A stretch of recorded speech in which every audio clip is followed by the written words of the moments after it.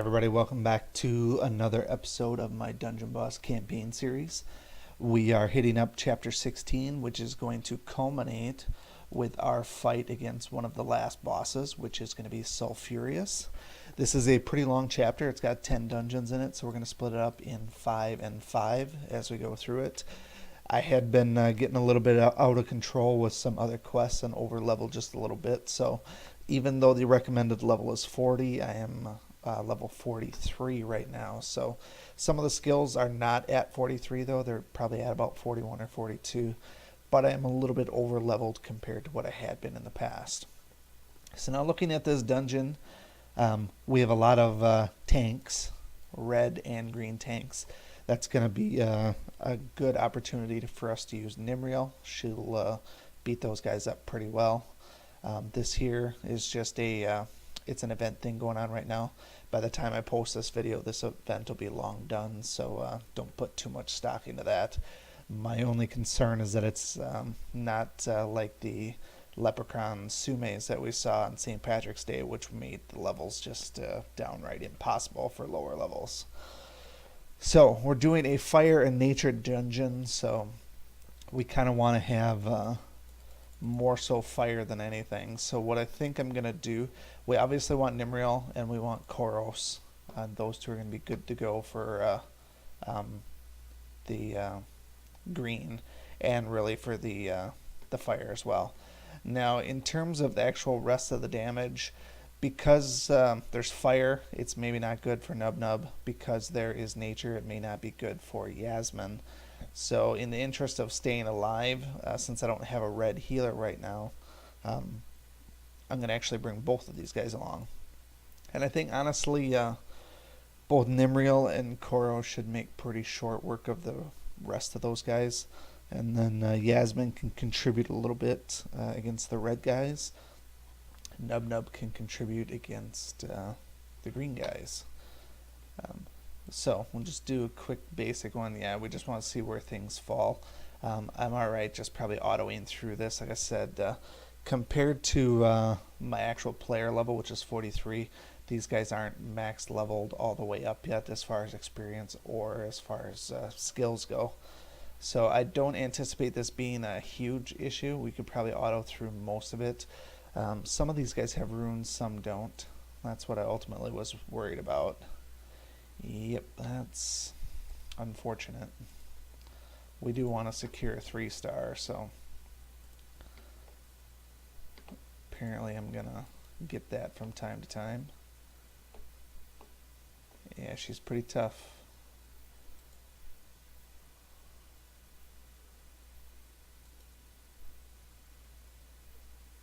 I feel like she's gonna kill someone again. Nope, she died of fire, so that's good. Alright, so next time I see her, I'll have to make sure I have all of the revive potions as my potion loadout. But when you're lower level like this, there's really nothing you can do about it unless you have your own fast hero. If I'd have brought Torchy along, I could have at least silenced her so she couldn't do such heavy damage. But Torchy wasn't on my list as far as using at this point, so not a big deal. I should be able to still get through the stage without too much issue.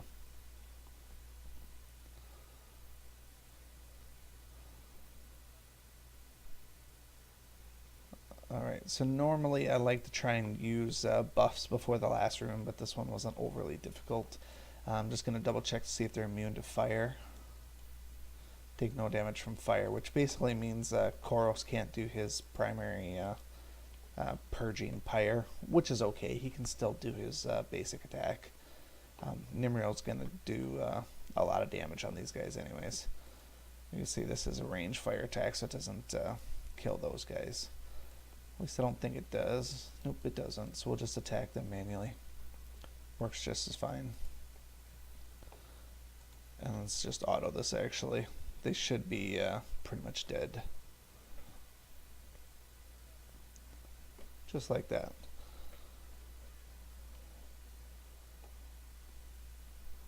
So normally you don't need to use 2 healers. I probably didn't need any healers for this one based on how I went, but wanted to kind of test out the dungeons before we get too far into this chapter. Alright, so the next dungeon, Sulfur Marsh, is basically all reds. So when we're dealing with all reds, we want to bring reds and blues. In this case here, Grognog and Koros, Nimriel, and Yasmin for healing. And just to be safe, we'll bring revives. I'm actually running low on revives, so hopefully I don't have to use too many of these. But Grognog is probably going to make quick work of a lot of these guys. I do have him runed pretty heavily for attack for PvP purposes. At least she didn't kill me there, so I'm going to unload everything I got on this group here just to make sure I kill this Willow. Did alright, but no, she's dead. Alright, we should be able to just auto through the rest of it. None of those guys are going to be able to survive Grognog, probably. Nope, 2 for 2. The burn will wear off, and Yasmin will ultimately heal that, so not a big deal. And actually, I think Grognog will have his skill up for the boss room as well, so we should be good there. May actually even be too soon for that. Yep, it is. Let's give him a good stomping.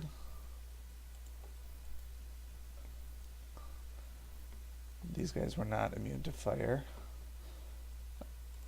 Alright. We'll let the one guy, he's the less important one, so we'll attack the main guy. And Yasmin can one-shot him probably. Just like that.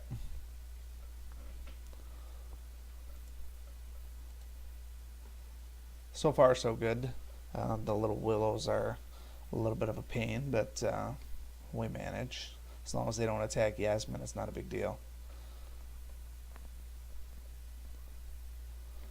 Alright, next up, Frozen Brimstone. We're going against predominantly blue with green kickers. That means we want to bring a nature team. And possibly some blues as well. So nature-wise, I'm going to give these guys a workout.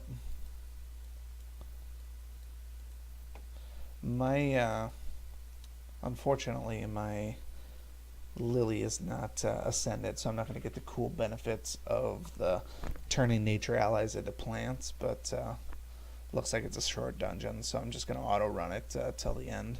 Really, all I have to do is watch out for the demons, really. Those are going to be the ones that are possibly problematic. Yeah, let's do auto run quick and see where that takes us. If I had Bramble, this would be a good team to run goblins on, but I do not have Bramble yet. I'll actually probably recruit him the next time I get a times 10 summon and he has a feature, just so that I can have a goblin team early enough, because I will want goblins for challenge mode. Now at this point you would have seen some of my challenge mode attempts already. They've been largely successful for the first couple, so I'm happy with where it's going so far. This Willow, though, she is... I'm glad I got the crit heal. I was going to heal with Nub Nub, but I didn't take it off auto fast enough.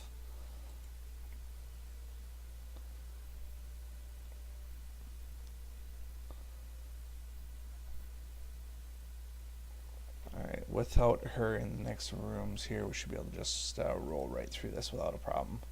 And then we can use all of our skills on the boss room, which will be those demons who are probably going to be trying to charm somebody. We'll try and avoid that. We'll actually probably just use Nub Nub's buff on his first attack, since I'm going to be slowing them with Bolvus. So we will stun the main one. Not stun, but daze.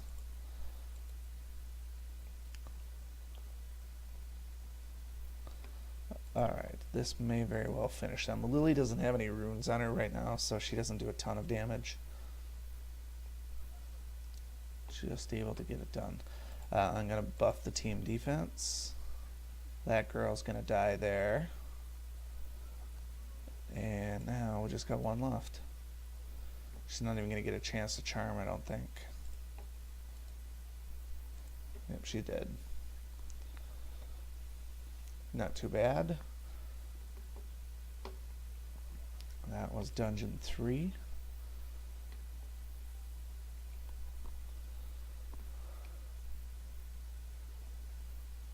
Alright, dungeon number 4 looks to be another ice dungeon. Lots of casters. We have a mixture of red and blue casters with Willow mixed in. Red and blue means that we're best off going with blue. So we want water heroes like Grognog and probably Yasmin for healing. Dealing with the casters, I'm probably not going to take Zerk because he's kind of squishy. So in the interest of staying alive, what I think I will do, take a universal color here with Augustus, and then we'll bring Kira as well. So elementally, we are sitting in a pretty good spot. I'm going to switch this back to a different potion just in case I want to use it. Partially just for daily quests. That's nothing critical as far as a necessity goes. Just something that I can use for daily potion usage. I don't really care much for that quest, but guild quests are super easy now, so I'm not going to complain. Alright, so I don't think Kira's going to kill her. Nope, not quite. Didn't actually kill that guy either. At least I survived that, so we can just auto run from here.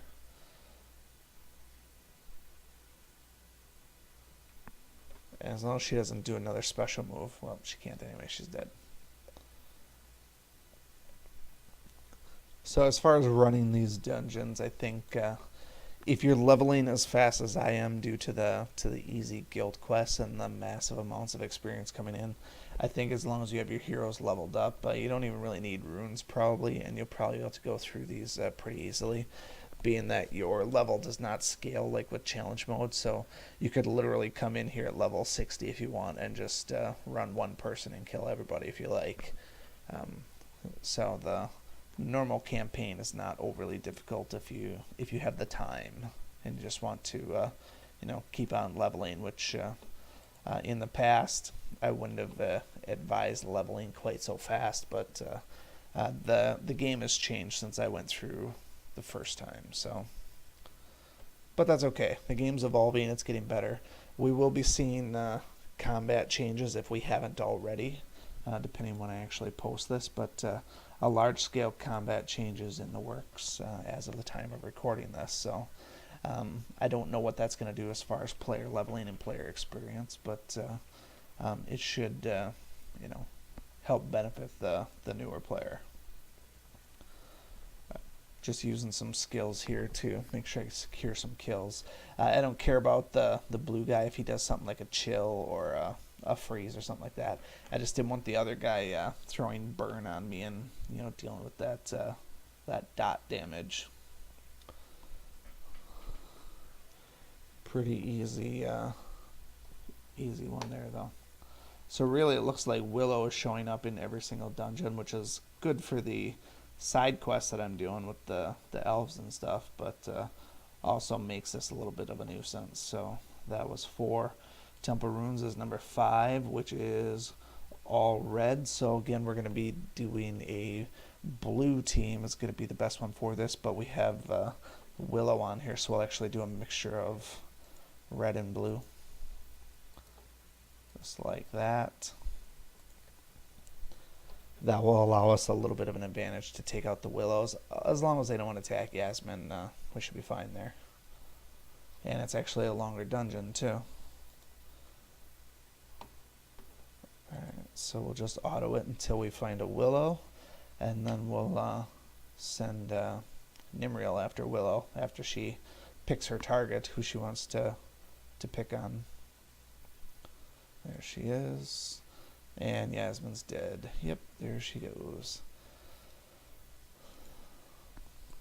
I guess if I was the AI, I would pick on the weakest person too, so. But it does seem like they do that quite a bit, and I don't know if there's a built-in mechanic that says, hey, attack the weakest person. I see it in PvP all the time when I try to test out new teams. The PvP defense seems to always take the weakest person, and my entire team crumbles around that because that person gets killed, and then the order of heroes gets shifted by one, and it just goes downhill quickly. So make sure your healers aren't the weakest person, and maybe they won't get attacked. That particular Willow attack, though, it ignores armor and such like that, so I mean, you'd need a high defense in order to survive it, which a level 40 Willow probably just does not have.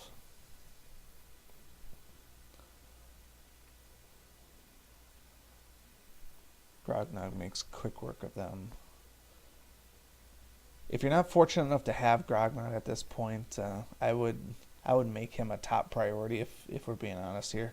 He works really well with beast teams. He's a very powerful hero in general. He's a pain to level up. A lot of us who had max level players put a lot of effort into him during the Christmas event to get stars and stuff that way. But he's also available from PvP rewards. If you can get your rank up high enough, you can get some of his tokens daily. But on this account, I did it the easy way with just he was a feature in the heroic summon. I did that just to make sure I had him. I don't have him ascended or anything, but I am eternally grateful that I have him as early as I do, because he's a wonderful addition to pretty much any dungeon. Between him and Koros, I can run almost both of them, or at least either one of them, in any single dungeon, and it's going to pay off. Okay, so that was the first 5 dungeons of Chapter 16.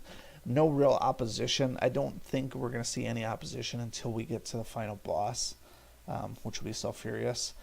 There may be a boss hidden in one of these that just is random, kind of like a couple of the other chapters where you run into that green sumo guy at the end, and he just takes like no damage at all except for from Nimriel. So we might run into something like that, but I don't anticipate anything too difficult other than Sulfurious. So with that said, we'll go ahead and wrap this one up, and we'll finish the next one in the next video. Thank you so much for watching this video and supporting my channel.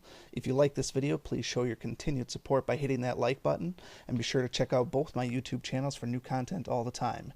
And always remember, peace is a lie, there's only passion. We'll see you next time.